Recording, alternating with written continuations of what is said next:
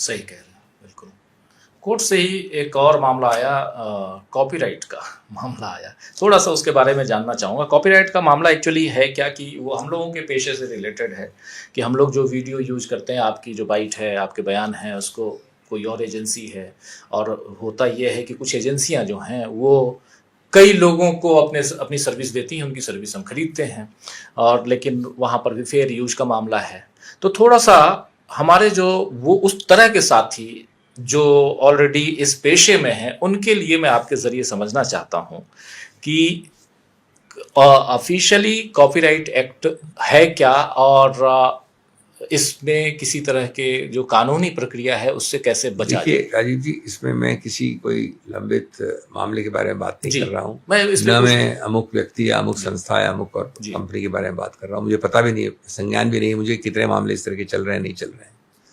लेकिन दो तीन जो नीतिगत बातें हैं, कानूनी बातें हैं, वो सिद्धांत की बात मैं कर रहा हूँ।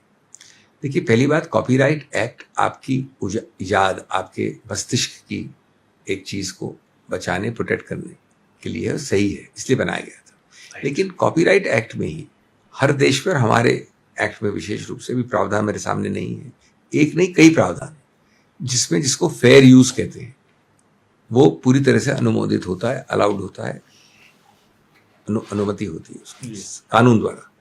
फेयर यूज के अलग अलग पक्ष हैं। आप अपने केसेस की बात छोड़िए, मीडिया की बात छोड़िए, आप आम आदमी, मैंने पीएचडी की है, तो मैं तो कॉपीराइट हर दिन ही वायलेट करता था। 100 किताबें तो पढ़ी होंगी, 2 लाख पन्नों की, 2 लाख शब्दों की मेरी पीएचडी है। उसमें साइटेशन, कोटेशन, रिसर्च, तो अब उसको अगर आप प्रतिबंधित करेंगे, क्योंकि रिसर्च इंक्रीमेंटल बढ़ती है, मैं आपके और आपके लेखों के आधार पर थोड़ी सी आगे 1 मिलीमीटर स्टेप लेता हूं, उससे देश के पूरी विश्व का पूरा नॉलेज का सहार बढ़ता है।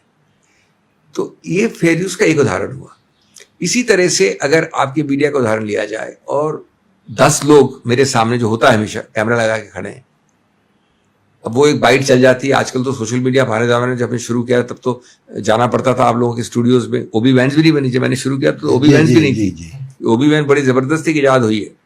तो हम लोग जाते थे, मैं मजाक करता था जयपाल रेड्डी जी से कि हम लोग 2 घंटे जाना, 1.5 घंटे जाना, 1.5 घंटे आना, हमारे 5 मिनट्स की ग्लोरी के लिए 5 मिनट की ग्लोरी मिलती थी हमें, सुप्रसिद्धि, इसके लिए जाते थे। तो वो तो कम खत्म हो गया, जाना ही मैंने बंद कर दिया 2003, 4, 5 के बाद। खैर, तो अगर आप इस प्रकार से बाइट लेते हैं 10-15 लोग, और उस बाइट को चलाया जाता है सार्वजनिक रूप से, कभी कोई व्हाट्सएप, कोई फेसबुक, कोई फलाना ढिकाना, आजकल सोशल मीडिया, उसमें ये कहना कि एक व्यक्ति उसमें से पूरी तरह से उसका हकदार है और आप नहीं चला सकते, मैं नहीं मानता। फेयर यूज के डॉक्ट्रिन के विरुद्ध होगा सैद्धांतिक रूप से।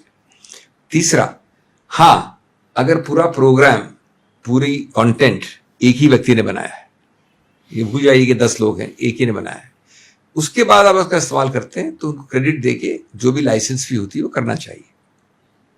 अब ये सिद्धांत इंडिविजुअल ऑपरेशन में किस प्रकार से विकृत होते हैं या सही चलाए जाते हैं, वो एक इंडिविजुअल आपके और मेरे केस के बीच में डिपेंड करेगा। जी। और हर चीज क्या है कि कोर्ट में निर्णित नहीं हो सकती। जी।